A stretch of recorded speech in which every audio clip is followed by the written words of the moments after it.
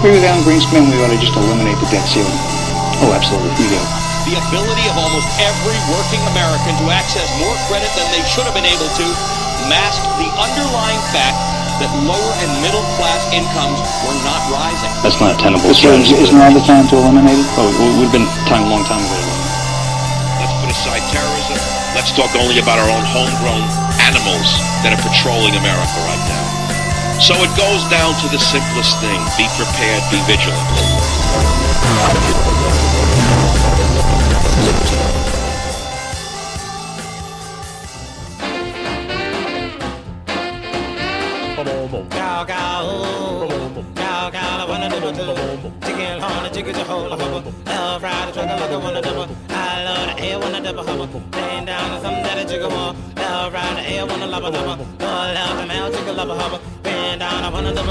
What are your children eating? What is your family eating? What are you putting inside of your body on a regular basis?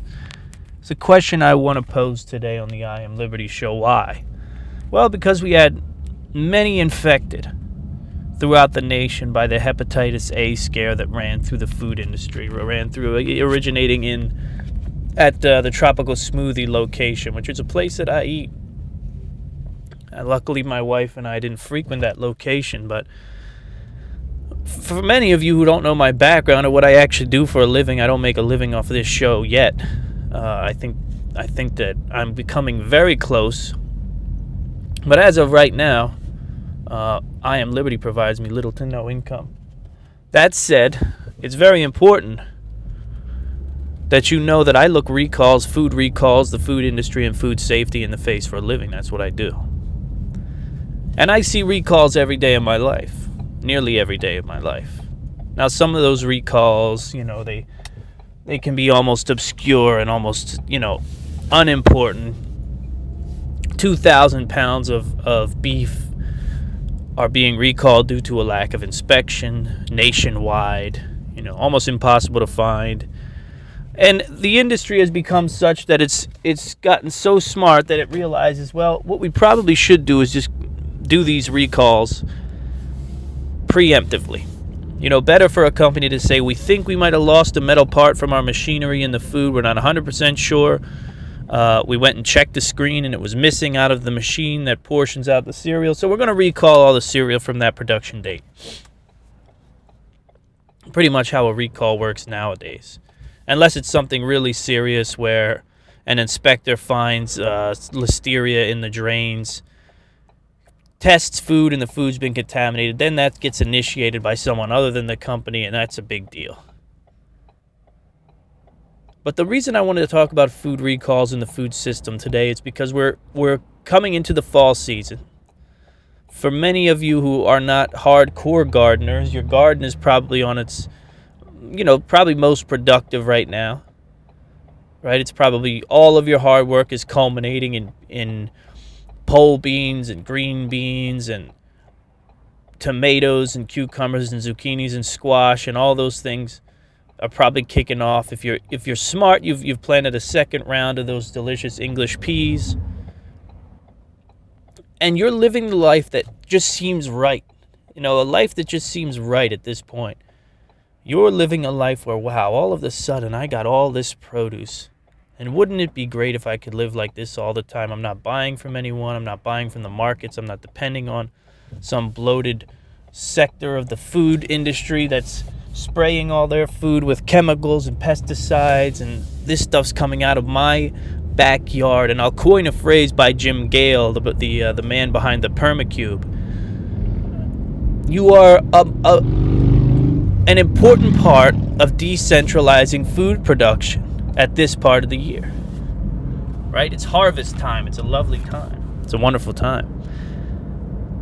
You're decentralizing food production, which in other words, you're taking the power of those giant food brokers, that massive organization, that factory farms, that grows on millions of acreage across I guess it's probably millions of acreage across the United States, and does so by pumping all the nutrients it can via fertilizers into the soil, into a soil that's pretty much depleted. Really, it's nothing more than a sponge just to suck up what's put down. And then sprayed with massive doses of pesticides to assure they get the best yield. You're beating that right now. Right now, you're devastating that. And that's a beautiful thing. And it's not because we want to see people lose. We want to see other people fail. We want to see these businesses go under. But it's just the right way. It's the right way, and there's a balance in these things, And when I look at the situation in the food industry, right? What was the other one? Sunflower kernels. Do you remember the epidemic of listeria in the sunflower seeds not long ago? You may not have been privy to this, but sunflower seeds were devastated by Listeria monocytogenes, which is a bacteria that can cause death in children. It's very bad for pregnant women, and it can make you really sick and feel terrible. And sunflower seeds and products containing sunflower seeds were yanked off shelves not long ago. This is just an example of the things that happen nearly every week. Nearly every week, your regular retailers are yanking products off the shelf, pulling them quickly as soon as they get a notice, as soon as they get a voluntary recall from a company.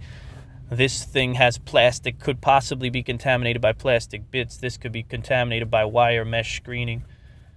And then, of course, there's the constant battle against those bacteria like E. coli, those bacteria like Listeria, like we talked about, salmonella. This just happens.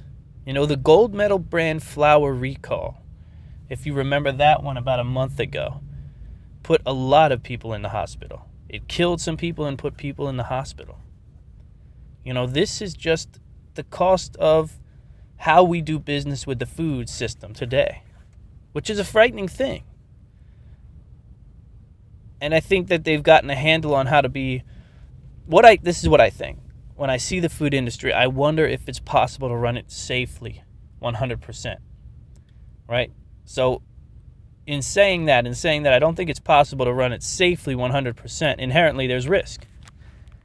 Inherently there's risk. In the same way that we talk about this migration of people from Syria. We can't make it 100% safe, so inherently there's risk. So within this system, we can agree that inherently there's risk. And what does that risk mean? Well, it could mean the loss of one of your family members. It could mean that you're one smoothie away from a virus like hepatitis A that never leaves your system, that you're stuck with for the rest of your life, does damage to your internal organs, and this is what you got. And this is what you got because you made the wrong choice and went to eat here instead of eating there. Because somewhere along the food chain, somewhere along the food product was adulterated. Right? Somewhere along those lines, that product was adulterated in a way that now is affecting your life for forever. And that's the problem with centralized food production, when food production is in the hands of few and not many. So I bring the recalls up because that's the reality of the industry. Hundreds of thousands of pork, or pounds of pork rather, hundreds of thousands of pounds of pork voluntarily recalled for yada yada yada due to lack of USDA inspection, whatever it is. I see a lot of these things. I see a lot of them. Remember the Bluebell some years ago. These things happen on a regular basis. Your retailers are doing an incredible job, right? Your supermarkets and your retailers are doing an incredible job monitoring and handling the barrage of recalls that come through on a regular basis. But if you go to foodsafetynews.com, you'll be amazed at what you see. Information about allergens, about contaminants, about recalls. It's an incredible thing to see, about plant inspections. And it'll give you a really good feel for exactly what's going on in this industry that we all rely on. Right? We all rely on this food industry. And like I said, right now you can feel very good. If you have a garden, if you put some time and effort into it, then you have food production happening. Maybe it's not enough to sustain your family, but it's got to make you feel good. And what I want to talk about is what your plans are for next season. This is the time. You're moving into the cold weather. Slowly we'll be losing temperature. Tomato plants will die back. All these things will happen.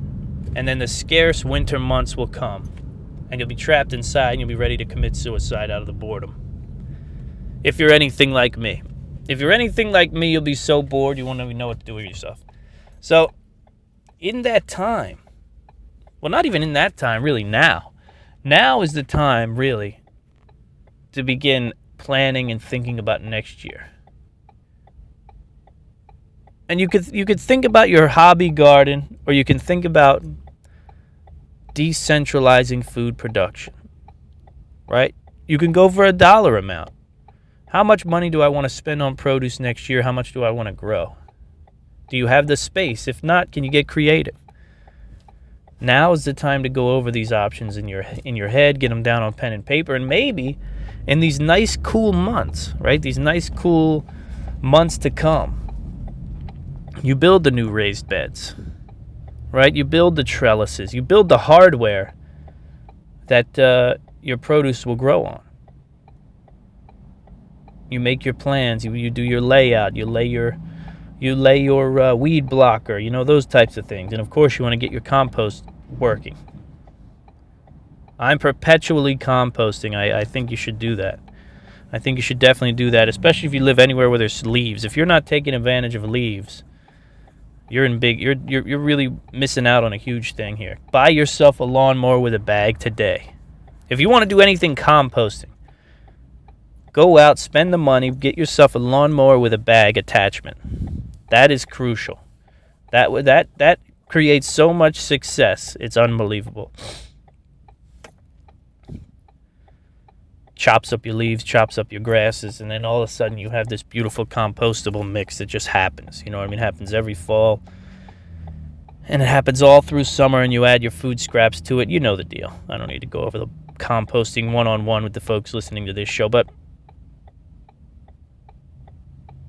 these are the things that I'll be thinking about.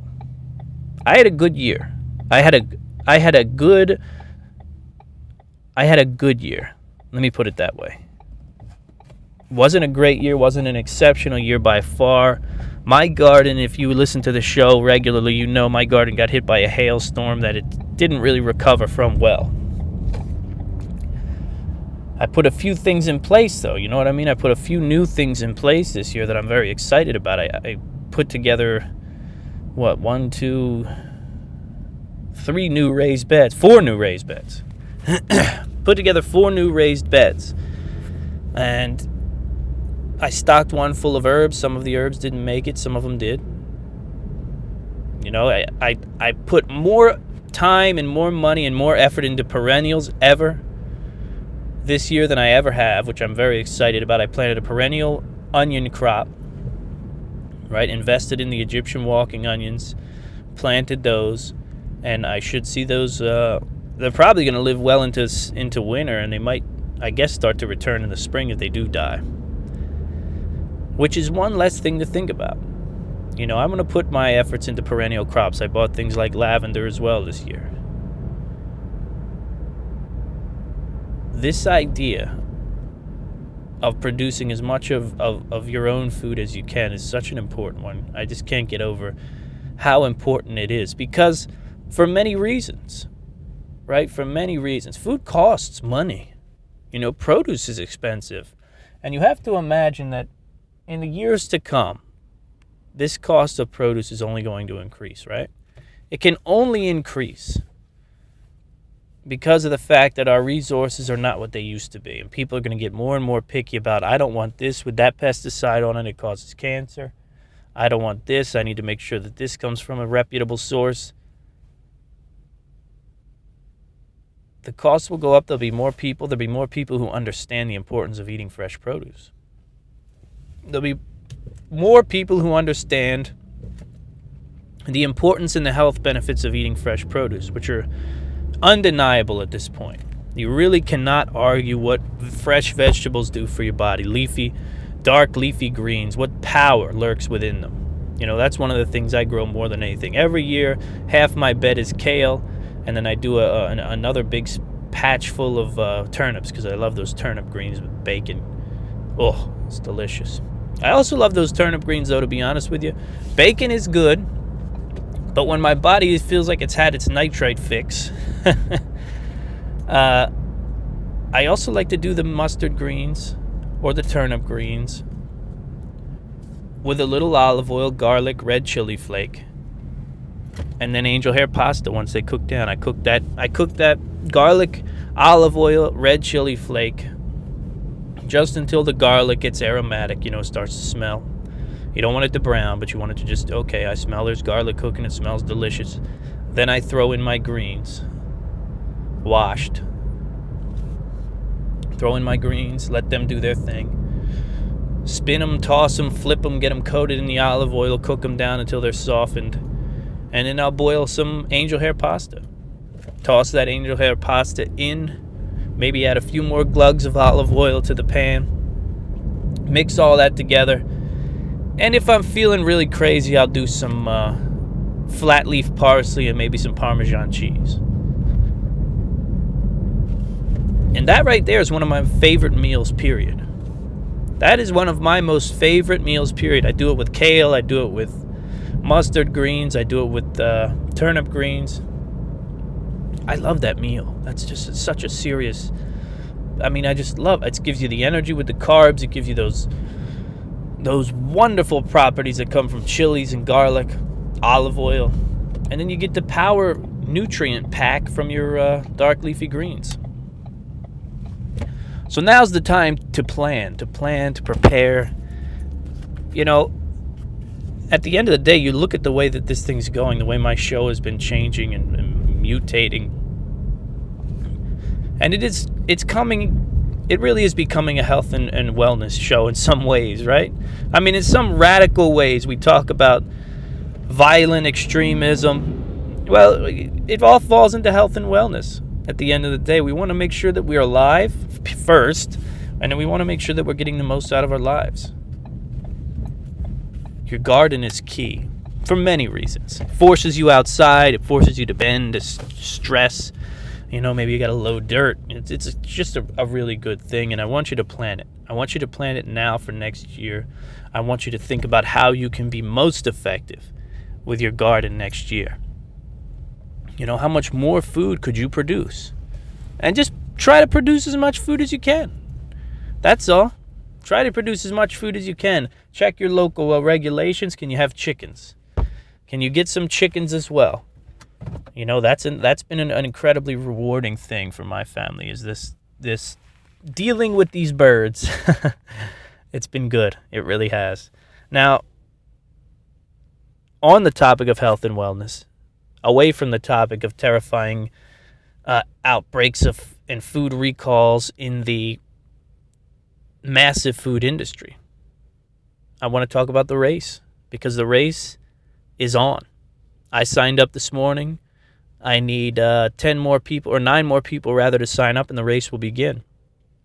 We're going to go to racery.com, and actually I'm going to walk you through the steps a little later. Okay, so we'll talk about the race itself, and then I'm going to walk you through the steps on how to sign up. It's very simple.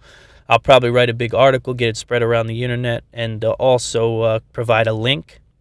And we also got these unbelievably sweet T-shirts that yours truly designed about our Appalachian Trail virtual race, which is a 71-mile race that must be completed in 30 days. So if you can get 71 miles in 30 days, then you make your way from Springer Mountain, virtually now, from Springer Mountain to the border of North Carolina.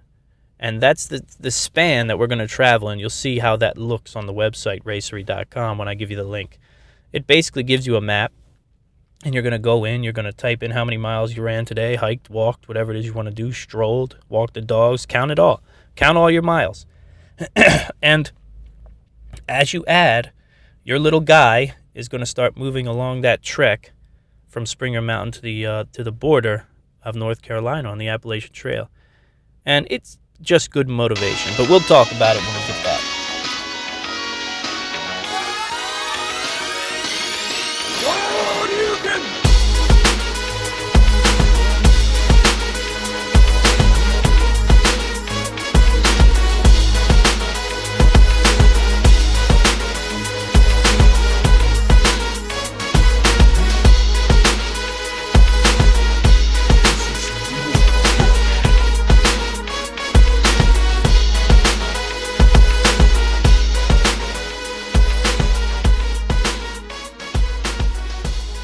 What is going on with Hillary? I look at, and when I say what is going on with Hillary, it's not a statement about what is happening to the woman. Everybody's rattling off about what they think. Oh, well, she had these glasses, and she had this, and something fell out of her pocket, and I don't know what it was. It could have possibly been an alien device. We're not 100% sure what's wrong with her. We're not really sure if she's alive or dead. Everybody's rattling about what's happening with Hillary the person. But as usual, I have an ability to step back from this chaos that is the world. Right? I have an innate ability to step back and be reflective, step back and sort of pull myself out of the party. You know what I mean? I don't know if this is something from childhood or I don't know what it is. But I've always had an ability to pull myself from the madness and look it over and deduce some kind of point from it. Wow, look at this. Look at this thing that's happening in front of me. What is this that's happening in front of me? If any man dies, I am the lesser, for I am involved in mankind, is all I can say. For I am involved in mankind. Remember I talked a few months ago about this idea of people dying. People dying all over the world. People dying right here in America by the hand, at the hands of any criminal, whatever, any disease, but just this idea of sickness and death and the way that we are reacting to it. And I say what's going on with Hillary because, what's going on? What have we created in this presidential election? Where a woman, this is just a woman. You hate her, you might love her, you might hate her, whatever she's done in the past. This is just a woman, right, who's going for the gold. Now, you might not agree with her politics, and I don't for the most part. I think she's got a little bit of evil in her. But at the crux of it, man, this is just a woman who's ill. This is an old lady who is sick, deathly ill. You know what I mean? Deathly ill. And when I see anyone fall out like that, you know what I mean? Just fall, be grabbed by her staffers, tossed into the back of the car as though to sort of pretend like nothing's wrong with her. We go into this world where nothing... It's such a silly situation. This facade that her and her handlers are trying to keep up, and it's only to appease what they believe to be the desires of the American people. When do we get past this theatrics? Because it's sad to watch the theatrics. When a woman can't come out, right? An old woman can't come out and just say, you know what? I'm sick as a dog. I've got problems. I've got health issues.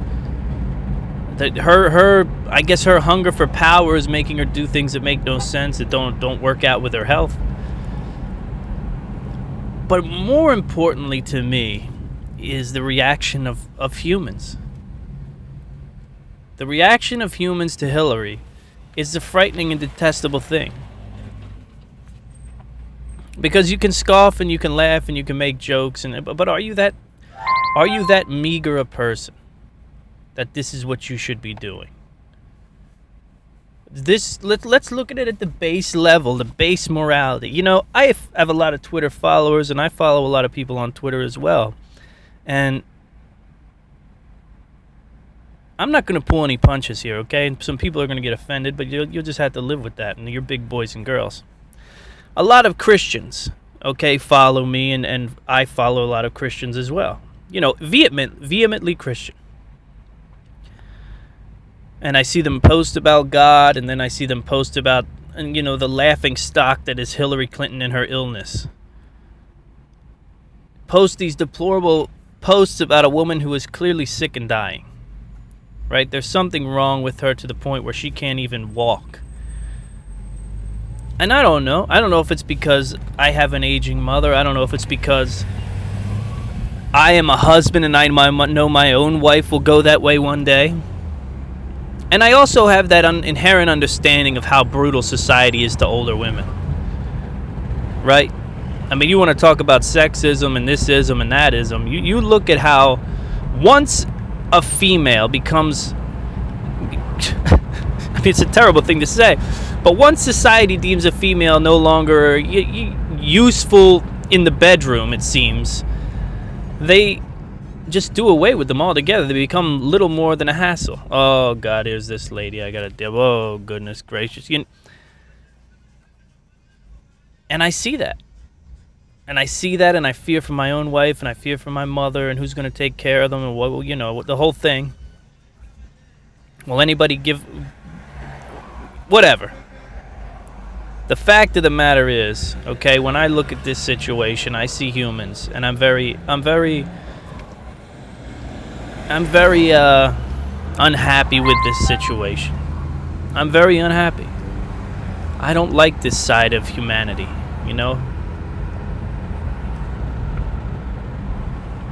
Any man's death diminishes me, for I am involved in mankind.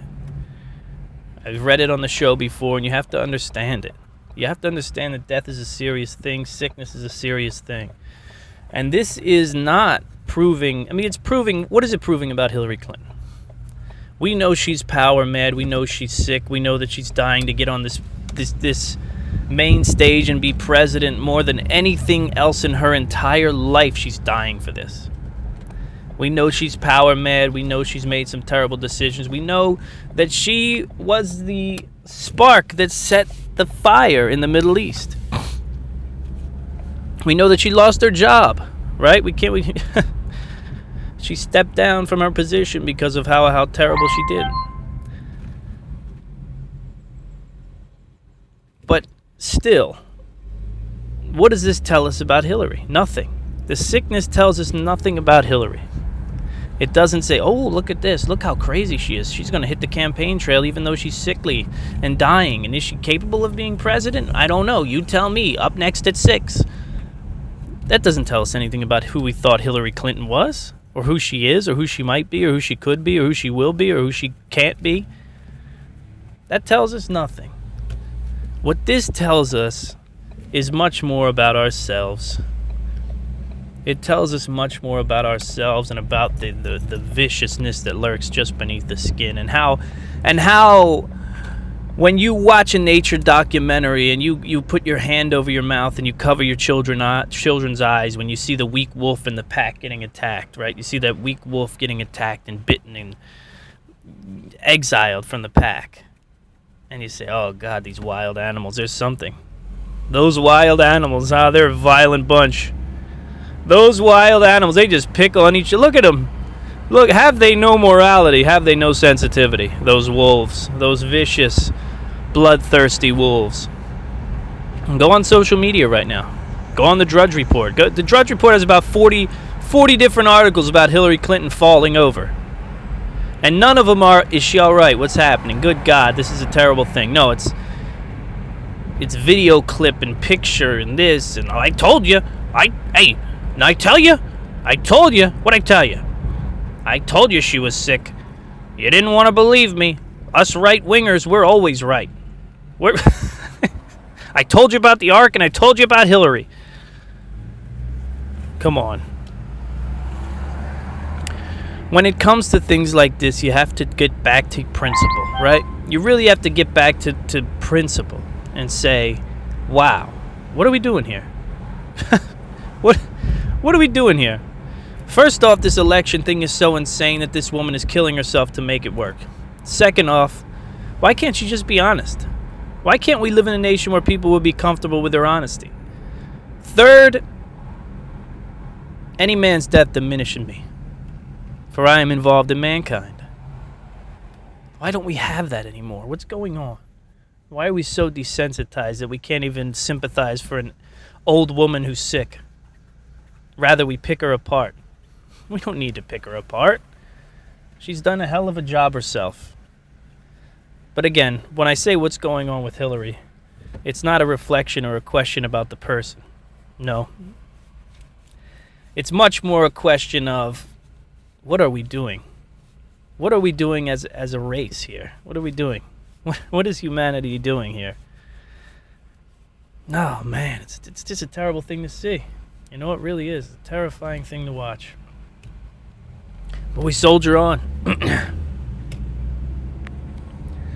We soldier on, and her fate will be our own, I guess. What can you say? You know what I mean? You can't say anything. There's other things. You know, people have their heads elsewhere. They're looking for the quick laugh on Facebook. That's all it is. That's all it is, because they live tough lives, maybe. I don't know. Does anybody live a tough life anymore? I'm trying to make your life a little tougher by getting you to run 71 miles in 30 days. You think you could pull it off? Do you think you have the moxie to run 71 miles in 30 days? As of this moment, we don't have many racers. I just posted the article up on the website maybe a few hours ago. Sent it out to some close people, some friends, some family, some followers. And I'll do some more promotion, and I have to imagine within the next 2 days this thing's going to start. This race over the Appalachian Trail, this virtual race, is going to start. 71 miles in 30 days. And it's a challenge. It definitely is that. Can you meet the challenge? So if you go to my website, IamLibertyShow.com, there's a post up there. There's posts on all of my social media right now. Facebook, Twitter. And you get a link, and you can click that link. That'll take you to theracery.com, and what they do there, they allow you to sign up. It's literally going to take you right to a screen. You'll see myself there, and then you'll be able to plug in your email address. Very simple. They'll send you an email. You'll confirm that email, and then you're in. And then you're in. You get a race page. You'll be able to log your miles walked, ran, hiked, however you want to do it. I mean, it's a race, so you should probably run, but that's on you. And you take on this race at your own pace, which is the most exciting and cool thing about a virtual race. You know, you're not against anybody necessarily unless you want to be, right? Unless you see me at the head of the pack and you say, oh, I'm going to gun for James. I'm going to gun for James and beat him. If you see that, then that's what you do, right? You go ahead and you battle. But if not, if you want to lay back and just see, you know, can I run 2-3 miles a day for 30 days? I don't know. Can I run a mile a day for 30 days? What can I achieve here? We have a good time. We get in shape. You know, these things can go hand in hand. And working out and fitness doesn't have to be all misery. We can have a good time over this virtual Appalachian Trail route. The thing that's really cool is they bring it up on like a Google Maps, and it shows you exactly the route that you're going to travel. Very cool. We're going to do more. We're going to do so much more. You have no idea. I wish you guys, you know, I remember a long time ago when I'll give you a Lady Gaga real quick. Lady Gaga came out, and she was pretty much brand new. Nobody really knew who she was just yet. She started putting out some wacky music videos early on. A couple of her first hits. And I remember she started wearing the big crystals on her head and things like that, and people were saying, God, how innovative. And she said something that I always liked, and she said, you have no idea what I'm capable of yet. And let's say she was right? She exploded, giant monster entertainer, whether you like her or not, whatever, doesn't matter. The success is undeniable. She's probably got 150 million Twitter followers or something like that. But it's the same thing with I Am Liberty. You know, this show has been built on a minimal budget, minimal amount of time by yours truly.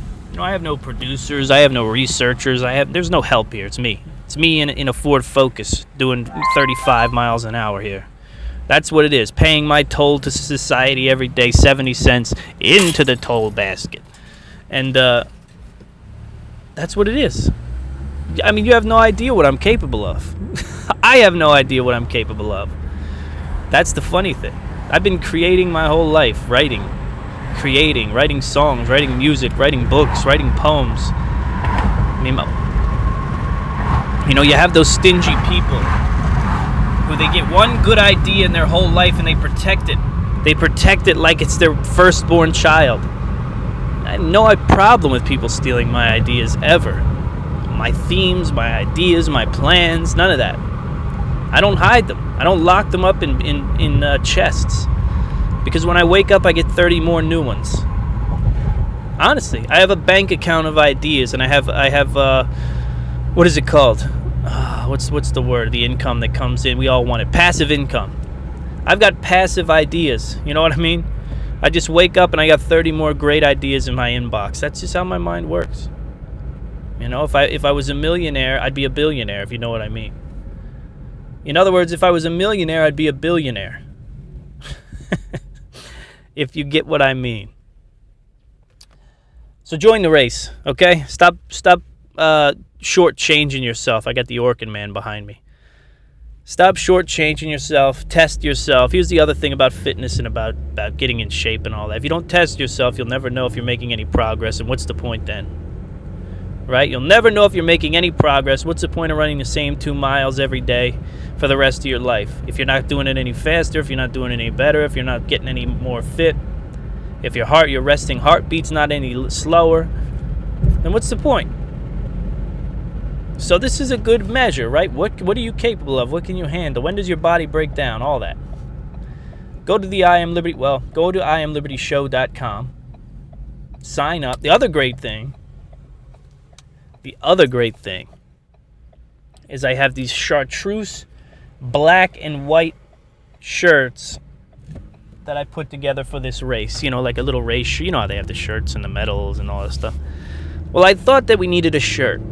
You know, I really did. I thought we needed a shirt, so I created a shirt up at tpublic. What is it called? The tpublic.com? I forget what it's called. Doesn't matter. The link's at my website. tpublic.com, something along those lines. Anyhow, the shirt's cheap, $14 with shipping. It'll probably cost you $20. You know, you can only get it in one place. You're not going to find it at the mall. And it's a very well-designed shirt. You're going to enjoy it. It looks nice. It looks beautiful. Wear it when you run. Explain to people what you're doing. Tell them about the I Am Liberty show. And, yeah, I don't know. I don't know where to go from here. It's been a good morning. It's been a good day. It's been a good afternoon. I think I'm going to go walk my dogs, if you don't mind. Okay? So I'll see you next time. We'll be live Wednesday. Oh, God. I got a show description due for my show on Wednesday. I'll get some slack, though, because I produced a show for the producer of the network Sunday night. Forgot all about it. What do you want to talk about this weekend, or this week, Wednesday, rather, on the live show? Oh, what happened over here? Oh, God. Oh, God. Big accident. Tractor-trailer accident. All right, let me let you go. I'll see you next time. Don't miss the live show Wednesday night with something cool. I don't know what yet.